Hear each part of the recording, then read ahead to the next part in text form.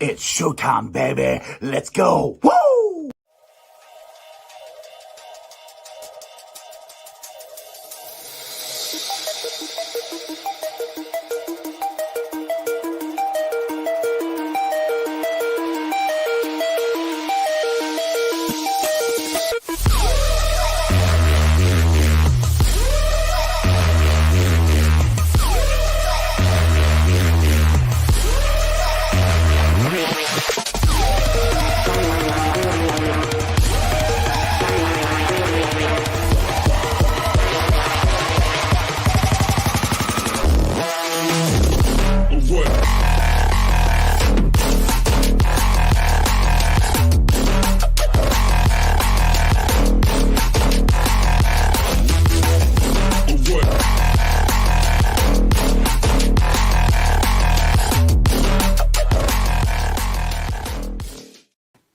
What's going on? Welcome to the show.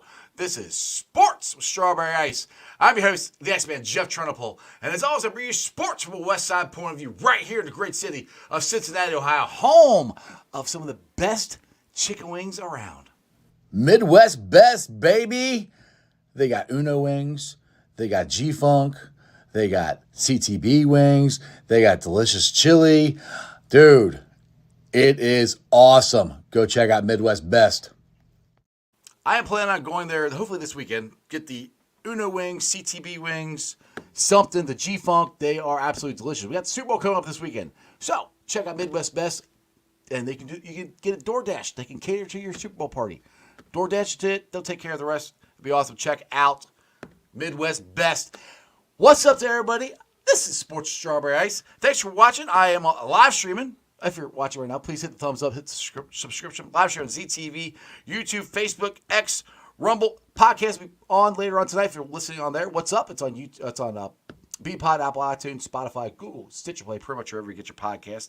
Also, as you know, every single day I'm coming to you live from this glorious place down here. And it's the Ice Cave. The Ice Cave is brought to you by T Properties. T Properties, quality housing for quality people.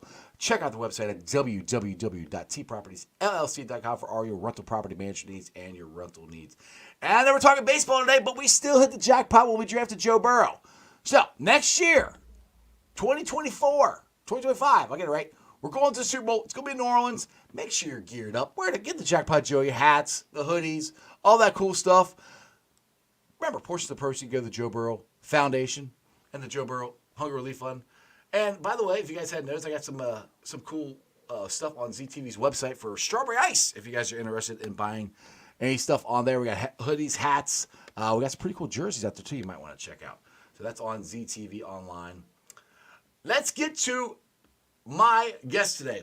He is Al. He has wrote this book right here, Baseball Confidential. You see, I've been reading it, and I'll try to get it so it stays up there.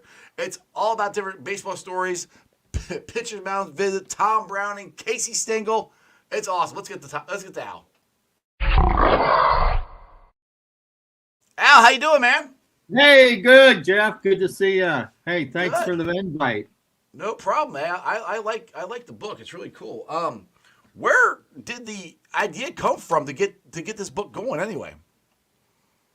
Well, going back in the day, my very, very first baseball game, I was 8 years old. I won't tell you when that was, but I will give it away a little bit because I was at Crosley Field. And I was with my dad. I was with some of my other baseball friends. We all had our uniforms on from head to toe, going to the baseball game. And I was sitting there with my dad, just going crazy at the concession stand. Right. It was an eating frenzy. And then, oh, by the way, there was a baseball game going on. But I was paying attention. I was watching the game, and I still remember Jim O'Toole was pitching. Yeah. Some of these names you'll remember. I know who he is. I didn't see him play, but I know the name. and funny, we were talking earlier, the relief pitcher that day was Joe Nuxall. So it's kind of cool to go back to that game. And I kept watching these guys making mound visits. Right. I was 8 years old. I didn't know anything then. And I asked my dad, I said, what do they keep going out to the mound for? What are they talking about? And he said, I don't know. That stuck with me since then till Right. now. Believe it or not, all those years, you always wonder, what are they talking about? What are they saying? So I decided, since I'm a writer, that's a great topic for a book. So I started digging into it, started talking to players, coaches, managers to find out really what's behind the scenes. And in fact, one guy told me that stuff's confidential. And I said, oh, what There a you great go. idea for a book title. Yep. So that's how the book title came to be. And that's how the genesis of the whole book came to be, with all the stories. And in there, you'll see you'll read all kinds of stories about mound visits, strategies, locker room talk, behind the scenes types of stuff. So that's where it came from. Yeah, the interesting ones. I haven't read the whole book, but I read a little bit of this. The Casey Stengel ones. If you're a baseball purist, you know who that guy is. He's one of the greatest managers in baseball history. But some of the stuff he would say to these guys going out to the mound, like what he told Roger Craig, and Roger Craig said his hand or the baseball was slippery or whatever. He said there's 1 ton of dirt underneath it. He rubbed the ball up, and he walked off the mound. It's like, all right, well, thanks, man, thanks, coach. Yeah, it's funny you mentioned Casey, because one of his stories is one of my favorites in the book. He was managing Tug McGraw. We all remember Tug, playing for the miserable Mets back in the day. Yeah, that's Tim McGraw's dad for people who don't know. Yeah, that's right. That'll make you feel old. Yeah. And Casey was managing Tug, and Tug was in a jam. Mm-hmm. And he had loaded the bases, and next guy up was a power hitter, and Tug knew that he could get him out. And Casey comes to the mound, and he said, Tug says, Casey, I'm not tired. And Casey says, well, I'm tired of you. And he said, and Tug says, I got this guy out last time. And Tug said, yeah, but it was the same inning. And that's just Casey Stengel wisdom. That's just the way he was. Right. There's 3 or 4 more Casey Stengel stories in the book.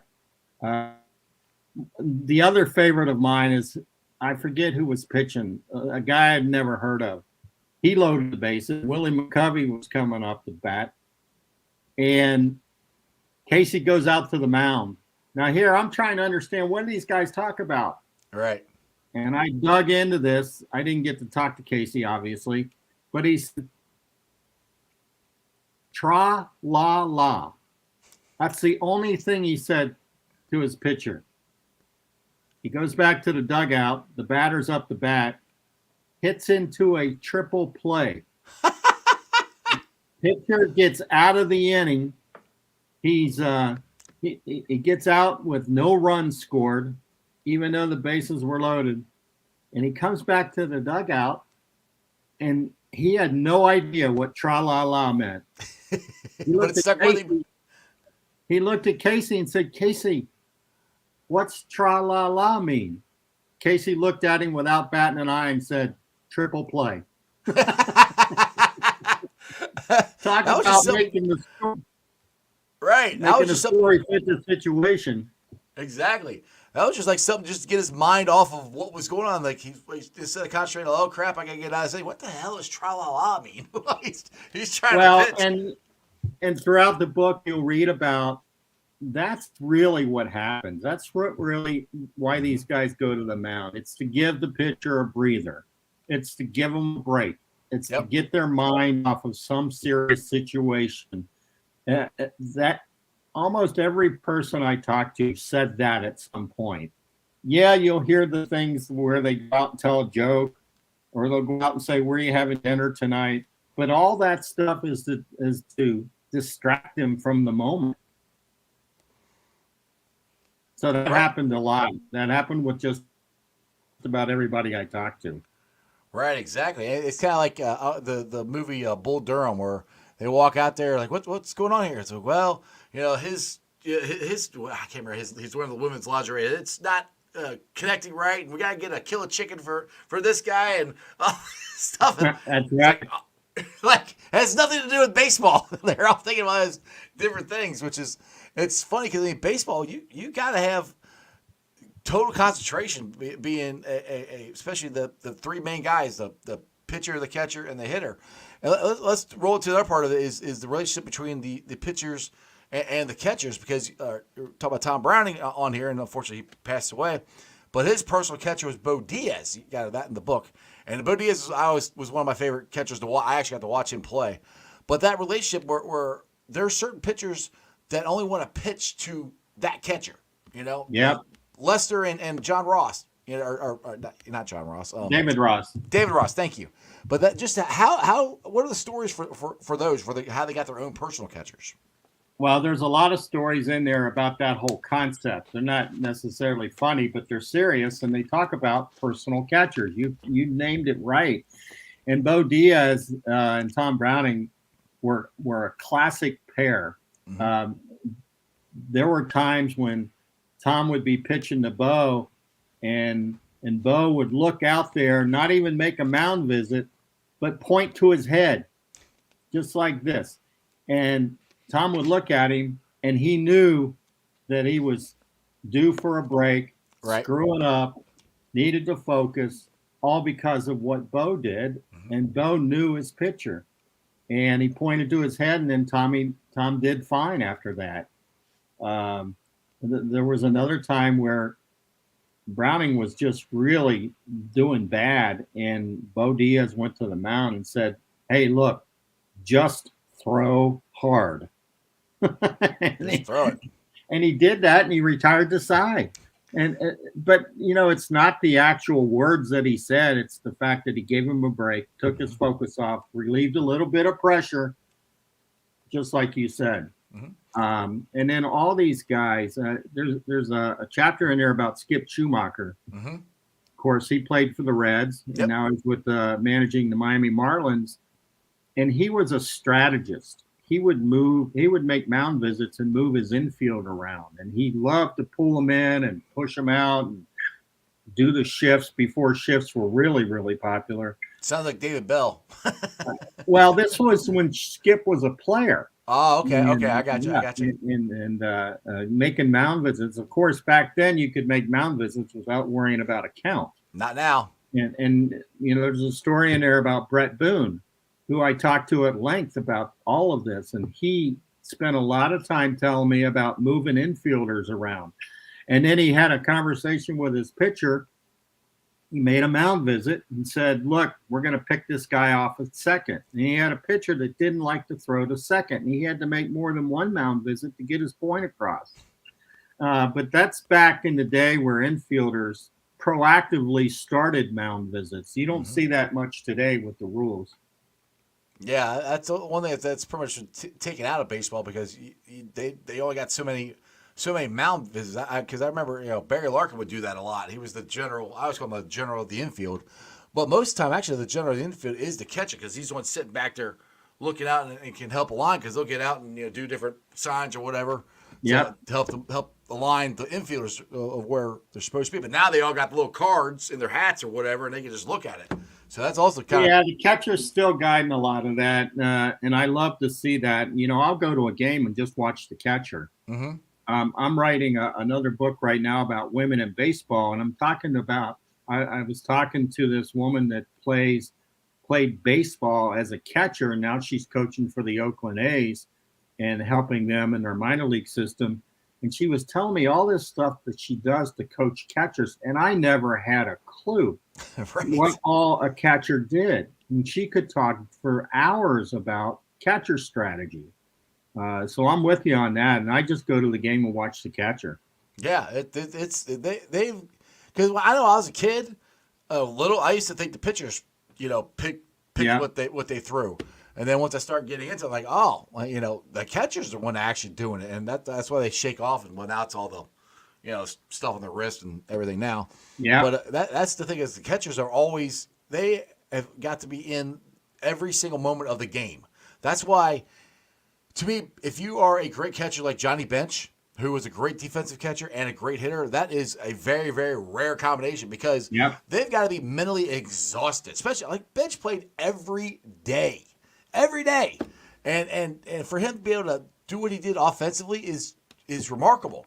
Like Tucker Barnhart, I think was one of the best defensive catchers the Reds I have agree, had 100%. in recent memory, but he wasn't a very good. He got better, but it wasn't a very good offensive catcher because it just wears you out. Because not only that, you got to think about this: that ball's hit the first base, they got to get up out of the crouch, and they're backing up first base. They're backing up. Yeah, so they got to run. Like it's mind-boggling if you sit there and actually, like I said, if you sit there and actually watch the catcher and what they have to do physically, just physically, and then on top of that, all the mental stuff they got to do. Like I said, it would just wear you out. I mean, I played catcher before. I mean, that was a couple 100 pounds ago when I was younger and my knees could handle it. But it's a fun position to play. But it is a lot of stress and a lot of strategy on there, more than I think people actually realize. Now, I'm talking about this and talking favorite players, and you see Saber there, my favorite player, and then Stranger here, it's got out here talking about one of his favorite memories was, I'll put it up here. Who Dey, go Reds. My favorite memory would either have been seeing Pete Rose hit 3,000 live in person or seeing Tom Bryan throwing the first perfect game in Reds history. Now, we talked about this off the air, that, they had the Rose Garden down there at right outside GABP now where the ball hit, and they had the home plate marked where wherever it was, and they got the home plate marked where Crosley Field is. To me, like, watching Pete Rose break that record was one of the coolest things. I was 10 years old. I will never forget that. Because the cool thing was, back then, he tied it in Chicago. I didn't have cable back then, so I was there with my aunt and uncles. They had cable, and every Cubs game was on. Luckily, that game was on. WGN. Yep. So we watched him tie it, and then it took 2 nights for him to break the record. And I can still hear in my head Marty Brennan and Joe Nuxel in the background going, "Get out, get out, get out!" Like, that's baseball. Those are memories you have as a kid that you're never going to forget. Just like you're talking about the first time you went to the game there. Yeah, and I didn't get to hear Joe and Marty because I was at the game. Right. So I heard a different reverberation, if you will, and I still to this day remember it was just nuts, a noisy nuts, and it was a sight to behold. And little did I know how historical it was and still is to this day. And it was always a joy to watch Pete play. And I saw many, many, many of his games at Riverfront. And I don't remember him at Crosley because I was 8 years old at the time. But right.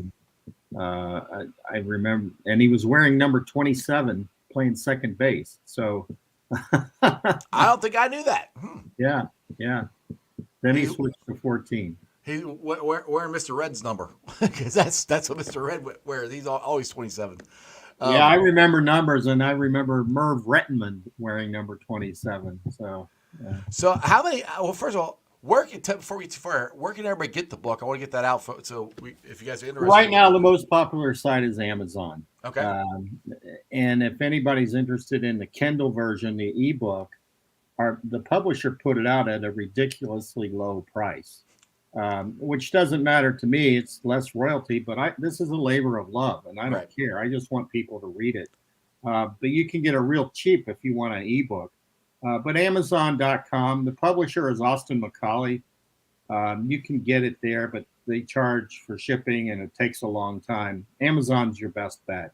Barnes & Noble is carrying it. I've got 4 book signings coming up at Barnes & Noble's in Phoenix, and so you can get it there. But and if anything, if worst comes to worst, they can contact you. You can contact me. I got a whole bunch of them here in my office. There you go. I can help you ship them out. How did you get into being a writer? How did, because you got, this is the only book you got. You have other books as well. How did you get into it? This is book number 11. My first 6 books were all on marketing. First book was Guerrilla Marketing in 30 Days. A lot of people have heard about guerrilla marketing.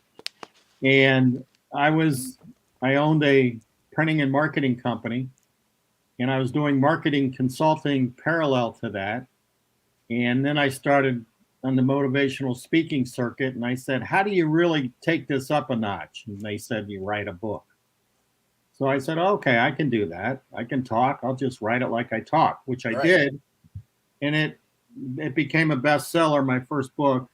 And as they say, the rest is history. But that's the first 6 books, and they were all marketing related, propelling my speaking career, my business, my consulting business, and things like that. So I was using it as a leverage point.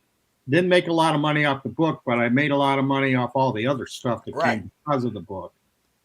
And then I got interested in other stuff. I wrote 2 books on Italian Renaissance history, which I'm a big fan of. And then I said, you know what? I've had this lifelong passion of baseball. It's time I write a baseball book. And that's where Baseball Confidential came up. I had a publisher lined up, and they wanted me to write a baseball book, so I did. And I have one coming out in 2 months, right behind this one, called Managing the Show, which is a day in the life of a baseball general manager. Oh, nice. So I got to interview all these baseball general managers, including Nick Kroll. Oh. Nick and I sat at a ball game at the Arizona Diamondbacks when he was in town. And who knows what he was doing, he wouldn't tell me. But I got to talk to him about the role of a general manager. And that's all in the book coming out in mid-March. So we'll be back on to talk about that. Absolutely. But all of that, it came as a result of a business opportunity, finding out that I could leverage a motivational speaking career.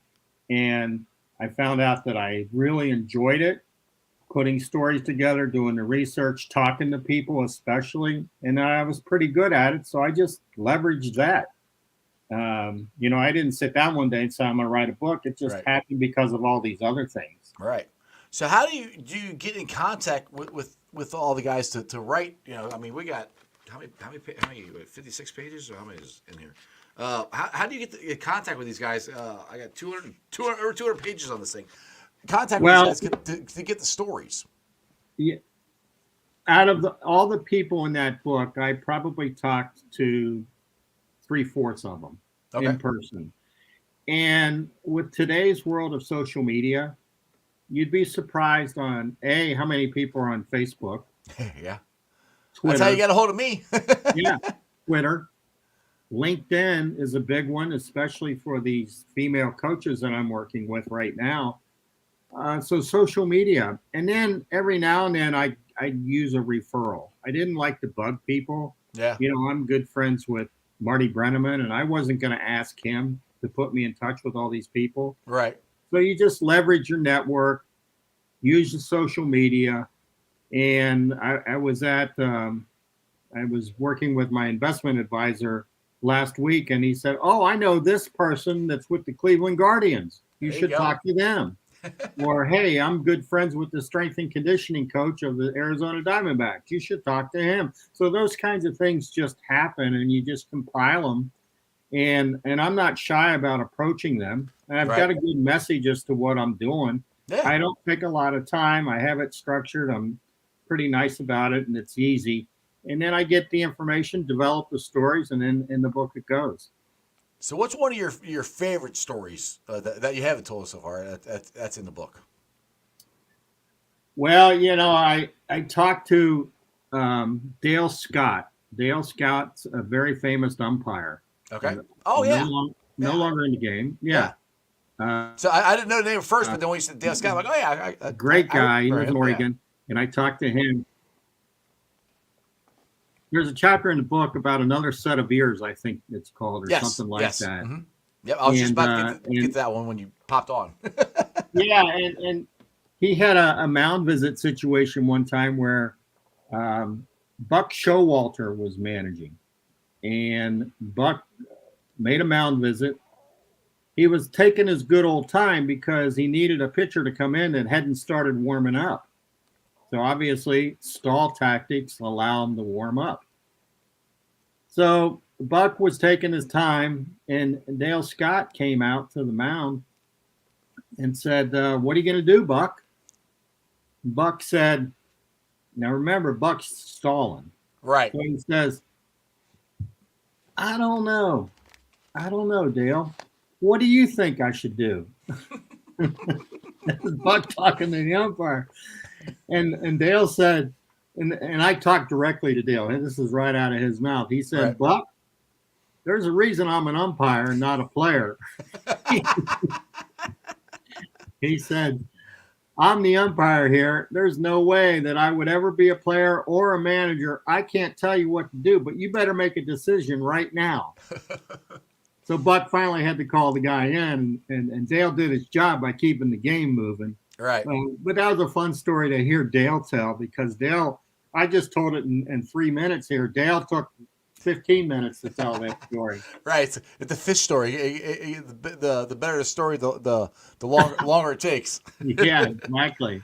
We talked about Tom Browning earlier, and I remember this game, and you mentioned it in the book too as well, when he ended up on the rooftop of over there on Wrigley Field. Well, which, I mean, there are bleachers there now, but I remember watching this game, and I had Chris Welch on here before. I talked to him about this, that all of a sudden they just looked up and they see this guy in his bright red jacket, and his legs he's dangling off the roof. Yeah. like he's just sitting there and he's tipping his cap up. I'm like, what the heck?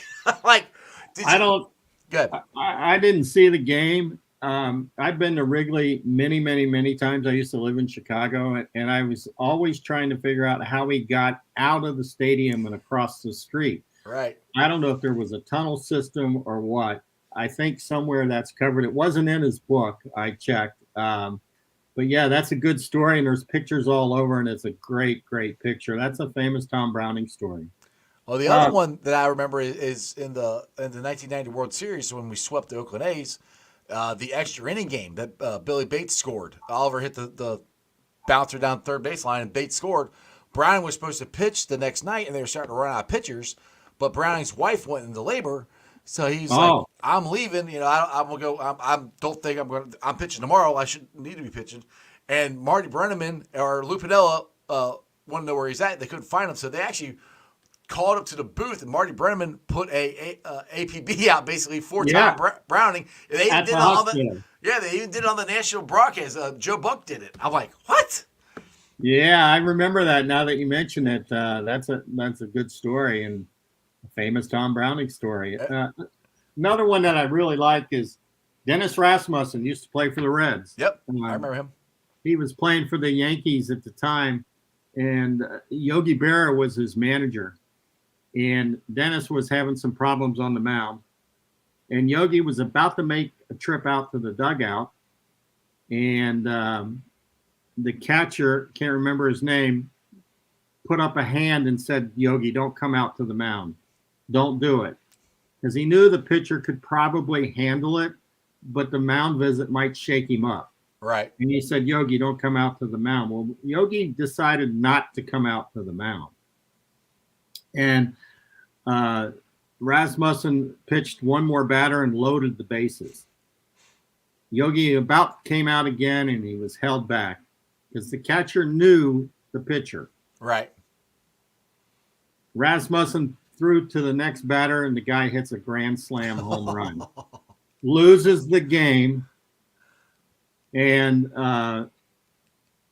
Yogi won his battle. I mean, the catcher won the battle by not letting Yogi to come out, but Yogi lost the game because of that. Right. Now, who knows what Yogi said after that? It may be a famous quote somewhere. I don't know that. But there's a secondary part to that story that's really cool. They were playing the Baltimore Orioles in Yankee Stadium, and the Orioles had this contest, much like you've probably heard before, where they assign players to fans. That if they hit a grand slam home run, they win. Well, this guy hit a grand slam, and somebody in Baltimore won $1 million because Oh, wow. Nice. So as Yogi put it, it was one pitch too many that won $1 million for some fan in Baltimore. Crazy story. It's nice if that works out for you. It's like trying to hit the Toyota Tundra in center field, or the sign out there. I don't know if anybody's ever hit that yet. Well, I talked to Rasmussen directly about that, and he said, "Yeah, it's called one pitch too many." That's the name of the chapter, I think. Yeah, I haven't got to that part yet on there. So, what are some stories that you had that you've come across like since the book came out? So, that you weren't able to get into the book. Oh man, you're testing my memory on that. And I started to write a couple down so I would remember them, but I don't. Um, so much happens after you write a book that you say, I wish I could have put that in the book. Right, exactly. But nothing comes to mind right now. I do hear, even on TV, conversations about things that were said on the mound, but I don't have anything off the top of my head. So you are out there are you out there in Phoenix or you're out there in Goodyear? Phoenix, Arizona. I live in North Scottsdale. I worked for the Reds during spring training as an usher at Goodyear, so that's about a 40-minute drive from Scottsdale. So you'll be hearing the crack of the bat here soon. We got a question here from Brad. It says, Al, do you know if it's true when Eric Davis got injured in Oakland during the World Series and Marge really made him pay for his trip back to Cincinnati, he was not able to fly home with the team? I heard it's That's true. That's 100% accurate. Yeah, I heard it's true. Yeah, no, that's 100. Marty Brenneman told me that story, and it's exactly as he wrote it. He couldn't fly back, and it was a kidney. I think he got a bruised kidney or something like that. Last read his kidney, because his elbow went right into it when he dove for that ball in Yeah, left field. yeah. I say you talk baseball. I can remember baseball stuff. I remember like the 1990 team is my absolute favorite team of all time because I actually saw them win the World Series. I mean, I was alive in 75 and 76, but I was only a baby. So, but 1990, I can tell you all kinds of stuff out of Nasty Boys, Tim Liana, Tim Burgess, Big Bird. Obscure relief pitchers from that team that don't get the accolades that how good they were. Jack Armstrong, the All-American boy. That actually bringing him up. I've never seen a pitcher do so good in one half of the season and fall off the face of the earth. Jack Armstrong was the best pitcher in the National League in the first half of 1990. Started the All-Star game in 1990, and then pretty much stunk until he had one inning in the World Series. He never got that back. And I always find that goes to what you're kind of talking about with the mental part of the game. It's like he lost it. He whatever he had the first half, he never was able to get that back. So many of these stories have a mental component to it. One of the guys I interviewed, you always like to talk about the Reds, was Herm Winningham. Yeah. He was on that 1990 team. Yes, he was. He got the bunt down. They got the winning run over to third. Exactly. No, he got the bunt on to get on first base. That's what it was. He got the bunt down, 3-2 count, bunted it, and got on first base. Sorry, go ahead. You remember a little bit more about it than I do, but I was talking to Herm, and I said, Herm, tell me some inside communication stories. He said, well, one of the ones that still bugs me to this day is Herm was a reserve player. Yeah. Herm didn't start, and he was the premier reserve player. And I think that's the chapter title in the book is a consummate reserve. And he was playing, and then Piniella benched him. And not for any bad reason, just because he was a reserve. Right. And the next day came on, and Herm wasn't playing. And the next day came on, and Herm wasn't playing. And third day came, and Herm wasn't playing. And Herm didn't do anything wrong. He said, I wonder why I'm not playing. So he went to Lou's office, and he said, this is Herm telling me. And this, once again, these guys tell these stories. They're forever, and they're fun. And he says, I went to Lou and said, Lou, did I do something wrong? How come I'm not playing? He said, oh, I just completely forgot about you. I don't know if that's an even better answer. Like, oh my goodness, I would rather had I did something wrong than I completely forgot about you. No kidding. But Lou was honest. Yeah. We all know he always is. And he said, I just completely forgot about you, Herm. And Herm went out with his tail between his legs and continued to be his good reserve self.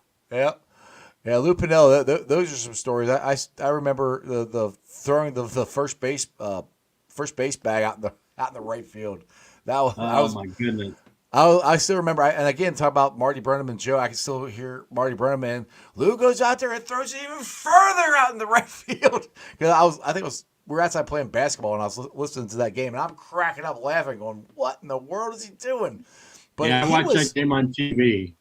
Lou was people say, if Pete was managing that year, that the Reds could have won the World Series that year too. Which I'm not saying they could, but I think Lou brought a different spark, a different voice. I mean, Pete had been managing the team since '84 to '89, so that's a long span for any manager.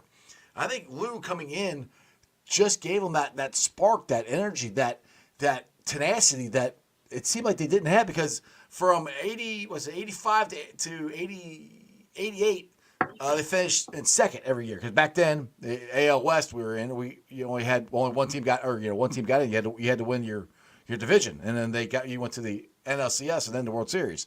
So the Reds finished 5 years in a row in second place, and Lou came in and he changed the culture, I think, of the team for that year.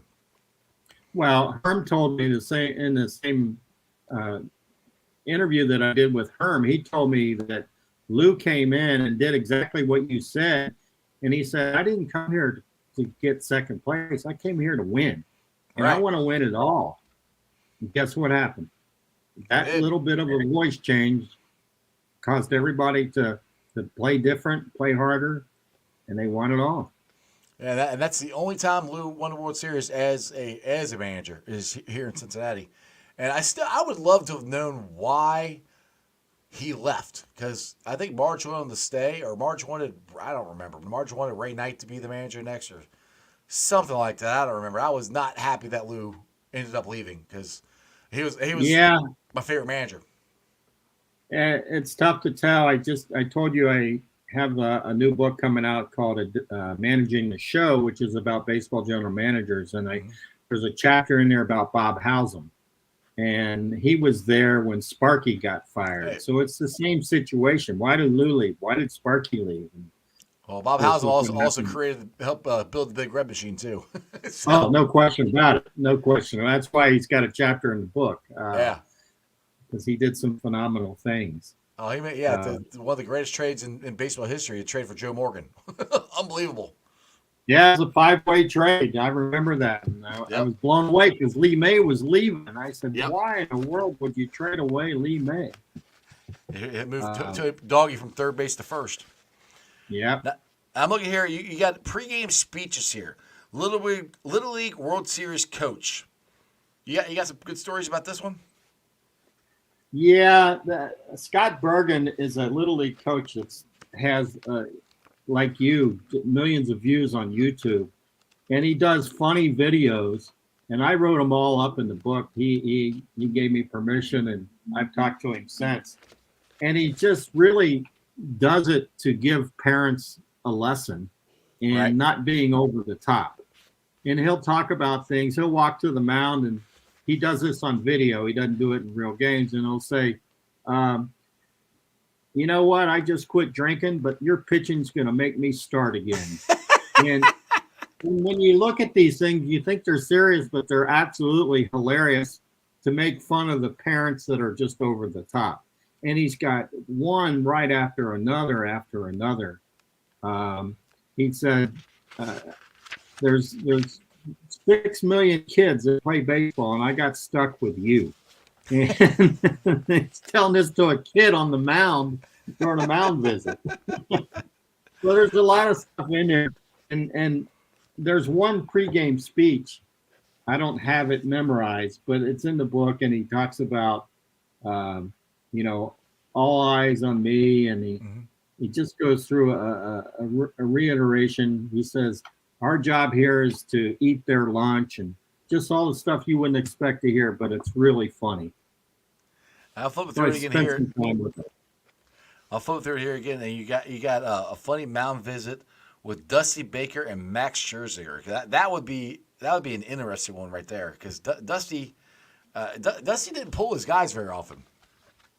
No, he didn't. In fact, before I talk about Max, there's a story in there about Dusty making a mound visit in a tenuous situation, And everybody knew what was going to happen. Everybody knows why Dusty goes to the mound. It's like David Bell. When David Bell goes to the mound, he's going to pull the pitcher. Well, Dusty went into this mound visit, and he looked the pitcher in the eye and said, look, I've got your back. You now have a clean slate. And that became the mantra for that pitcher and kind of the environment of that team. And Dusty turned around and walked off without pulling the pitcher. And you could hear the crowd roar. You could hear the radio guys going crazy. They'd never seen that before. But Right. Dusty's message was, you got a clean slate. I got your back. It's time to go to work. And as it turned out, that particular visit broke a 7-game winning streak. Losing streak. Right. Yeah. So it got a lot of play, and a lot of people like to talk about Dusty doing that. I don't remember the Max Scherzer story. I have to look real quick. Let me see here. I have to refresh my memory.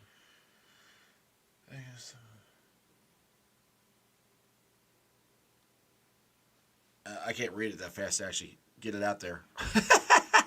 There's a couple about Dusty, and I couldn't get a hold of Dusty to talk to him. And So but where a did lot you of people. Did you actually get to talk to Max? No. That was a reporter that shared that with me. Okay. That's another source of information, and you have to give them credit and stuff. But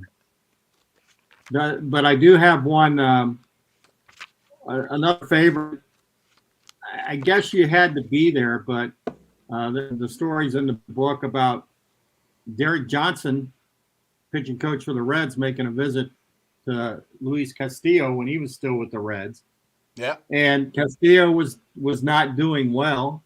Of course, that's the way all these mound visits are. He wasn't they're doing not well. going out there if you're doing good. If you're doing good, they're leaving you alone. And Castillo was at a point where he knew he was going to get a mound visit. And he thought David Bell was going to pop out of the dugout anytime and replace him. But out pops Derek Johnson. And when that happened, and this is written up, and I think Chris Welsh did something on this, Castillo starts cracking up on the mound, hiding his face with his glove because he's laughing so hard because Derek Johnson's coming out and not David Bell. Well, Derek Johnson gets out there, and he more or less just says, you gotta get out of this inning. And he starts cracking up, and you got these two people just laughing their heads off on the mound during a serious mound visit. And as it turns out, the Reds won. It was in Boston when they broke the record for the losing streak in Fenway. Ah, nice. And that was the game where those two guys were just cracking up at each other. That's interesting. So again, the name of the book is Baseball Confidential. You can see it right here. You guys can get it on Amazon. I'll tweet out actually the link below. It's got the link if you're on YouTube or Facebook. It's got the link there where you guys can order it. Al, this has been awesome. 43 minutes, and you are a Reds usher out there at Goodyear. So if anybody sees you out there, they can come up and say hi to you and talk to you about the book that you're out there, because you'll be starting here pretty soon. Absolutely. That's one of my favorite parts about that job is I see a lot of Cincinnati people. I was born and raised in Cincinnati, but live in Phoenix now. So I get to talk to people from Cincinnati, and we share stories. And 9 times out of 10, we're talking about Pete Rose or a game that happened here, or just like you, that has this memory of all these facts and figures. And that's the way the conversations go. And I just love it. I love it. Standing there while a Reds game's going on. Exactly. That's what the cool part is. And I think we're like 50 days away or 60 days away from the official holiday. We always call it here in Cincinnati, Reds opening day. I cannot wait. It's gonna be an absolute blast. So when you get your next book coming out, you definitely have to come back on the show again, and we'll talk about the general managers there. So Al, I appreciate you coming on. Like I said, go ahead, plug your book one more time before I let you go. Baseball Confidential. There's a website, baseballconfidential.com. You can sign up for the blog. I posted a story today about. I didn't tell you. Let me finish with one more story. Go ahead. It was about Zach Greinke. Okay. Zach Greinke is a fantasy football nut. and he was in the bullpen, and he had a mound visit in the bullpen, which never happens. Really? And he said he wanted to talk about fantasy football with his catcher. He said, "Look, you're on this fantasy football team, and I need to do something with my team." Well, the game started, and they make a mound visit during the game. And the catcher goes out to the mound, and Zach says, "Look, you got an injured quarterback. I got a bunch of quarterbacks, and I need a receiver. This is a mound visit during a baseball game." But Zach Greinke's just cut out of a different mold, and there's a couple of stories in there about him. He's a fun guy. That's awesome, dude. That is being in the moment and not worrying about where you're at. You're worried about your fantasy football. Yeah, I mentioned it because I did post that on the blog today, and so baseballconfidential.com is the website. You can get to the blog through the website, but Amazon's the best place to get the book, and if you want an ebook, it's severely discounted. So that's my contribution to the baseball world. There you go. Al, this has been a pleasure. Tell Marty I said hi. I know I will. He knows exactly who I am. He'll be like, who?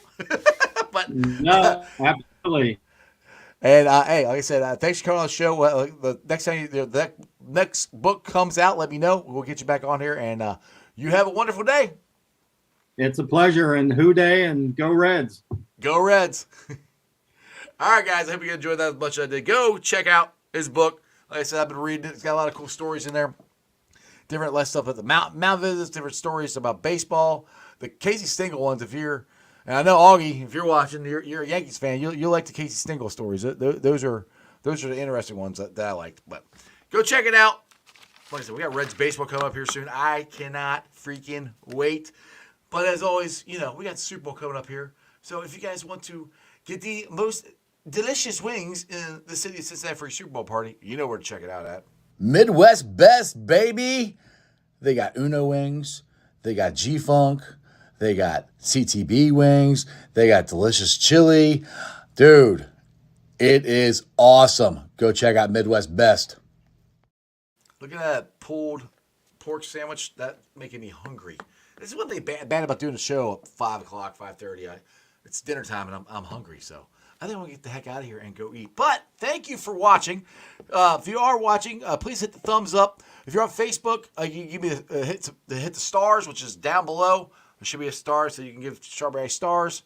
And if you're checking it out on ZTV, online, YouTube, Facebook, X, Rumble, and of course the podcast. I'm going to pull this out later on tonight. It's on BeanPod, Apple, iTunes, Spotify, Google, Stitcher Play, pretty much wherever you get your podcast.